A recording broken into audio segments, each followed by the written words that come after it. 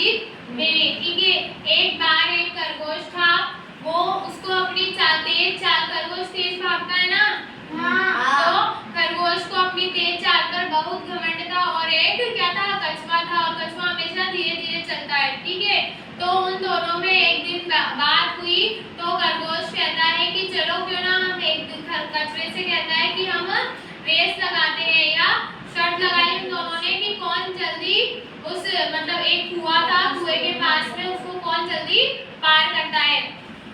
तो वो गए दोनों, और खरगोश जल्दी जल्दी भागकर और वहां एक पेड़ के नीचे जाकर सो गया, है ना। और कछुआ बेचारा धीरे धीरे चलकर आ रहा था, और धीरे धीरे चलकर, और वो तो सो गया।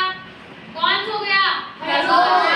और कछुआ धीरे धीरे आता आता और अपनी मंजिल तक पहुंच गया, जहाँ उस कुएं तक पहुंच गया। खरगोश ने सोचा कि मैं थोड़ी देर सो जाता हूँ, जब तक कछुआ आएगा तब तक मैं वापस उठकर चला जाऊंगा। तो खरगोश सो गया, और कछुआ धीरे धीरे आकर उसके जहाँ पर उनका मेन स्थान बनाया गया था, जहाँ तक उन्होंने शर्त लगाई, कछुआ वहां तक पहुंच गया।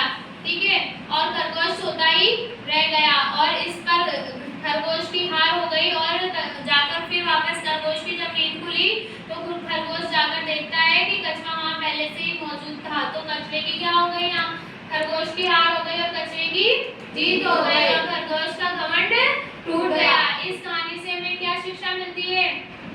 हाँ बताइए।